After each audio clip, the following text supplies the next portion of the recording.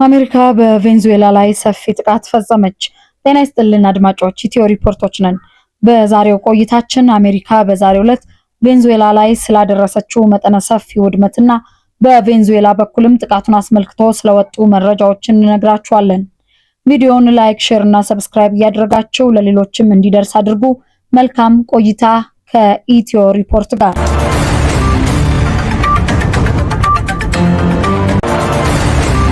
የአሜሪካው ፕሬዝዳንት ዶናልድ ትራምፕ ዋሽንግተን ቬንዙዌላ ላይ ሰፊ ጥቃት መፈጸሟንና መሪውን ፕሬዝዳንት ኒኮላስ ማዱሮንና ባለቤታቸውን መያዟን አስታወቁ።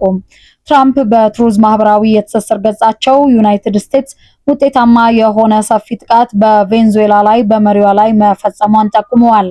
U.S. President Donald Trump ordered strikes on sites inside Venezuela, including military facilities.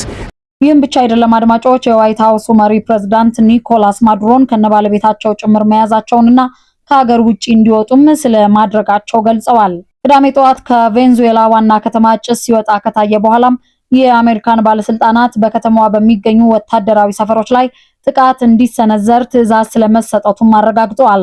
ይህን ተከትሎ ታዲያ የቬንዙዌላ መንግስት ብሔራዊ አስቸኳይ ጊዜ አዋጅ አውጇል።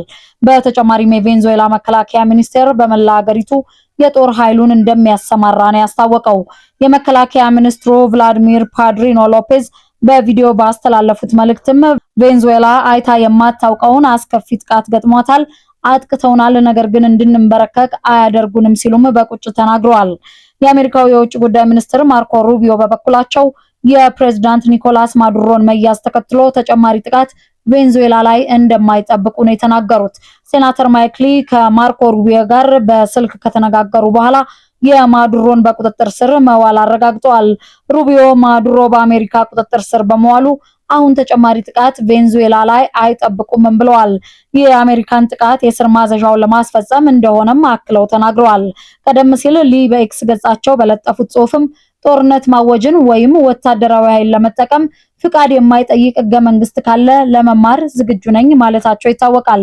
ጥቃቱን ተከትሎ ጥቃቱ በዋናነት ተፈጸመባቸው ከተባሉ ስፍራዎች መካከል በዋና ከተማዋ ካራካስ የሚገኝ ወታደራዊ አየር ማረፊያና የፋዌርቴ ቲዩና ዋና ወታደራዊ ጦር ሰፈር ይገኙበታል ነው የተባለው። ይህን ተከትሎም በአካባቢው የሚኖሩ በርካታ ማህበረሰቦች የኃይል እጥረት እንዳጋጠማቸው ተጠቁሟል። በካራካስ ሄሊኮፕተሮች ሲበሩ የሚያሳዩና ፍንዳታዎችን የሚያሳዩ ቪዲዮዎች በማህበራዊ ሚዲያ ላይ የተሰራጩ ቢሆንም እስካሁን ድረስ በገለልተኛ ወገን የተረጋገጠ ነገር አልወጣም። የቬንዙዌላ መንግስት የሚራንዳ የአራጓና የላጓይራ ግዛቶችም ጥቃት እንደደረሰባቸውና ጥቃቶቹ የቬንዙዌላ ነዳጅና ማዕድናትን ለመያዝ ያለሙ ስለመሆናቸው አስታውቆ ጥቃቱንም አውግዞታል። ኩባና ኮሎምቢያም እንዲሁ በአሜሪካ የተፈጸመውን ጥቃት በእጅጉ አውግዘውታል። ይህ በእንዲህ እንዳለ ትራምፕ የቬንዙዌላው ፕሬዝዳንትን ከነባለቤታቸው መያዛቸውን አስታወቁ እንጂ ፕሬዝዳንቱ እንዴት እንደተያዙ ዝርዝር መረጃ ከመስጠት ግን ተቆጥበዋል።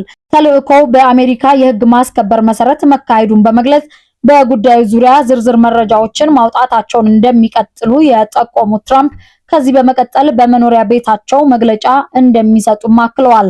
አድማጮች እንግዲህ አሜሪካ በካሪቢያን አደንዛዥ እጽ ያመላልሳሉ ያለቻቸውን መርከቦች ላይ በተደጋጋሚ ጥቃት ስትፈጽም እንደነበር ይታወሳል። በተጨማሪም በካሪቢያን የባህር ኃይል ያሰማሩት የአሜሪካው ፕሬዝዳንት ዶናልድ ትራምፕ ቬንዙዌላ ላይ ጥቃት እንደሚፈጽሙ በተደጋጋሚ ሲናገሩ ቆይተዋል። ከዚህ በተጨማሪም ቀጣይ የአሜሪካ እጅ የሚያርፍባት ሀገር ኢራን እንዳትሆን በእጅግ ተሰግቷል። አድማጮች ከኢትዮ ሪፖርት በዛሬው አሜሪካ ቬንዙዌላ ላይ ያደረሰችውን ጥቃት አስመልክቶ ያጠናቀርነውን መረጃ እዚህ ላይ እናበቃለን። በቀጣይ በጉዳዩ ዙሪያ ስለሚወጡ መረጃዎች እንዲሁ ተከታትለን ወደ እናንተ የምናደርስ ይሆናል። ለዛሬው እዚህ ላይ ያበቃን። ጤና ይስጥልኝ። ቸር ያሰማን።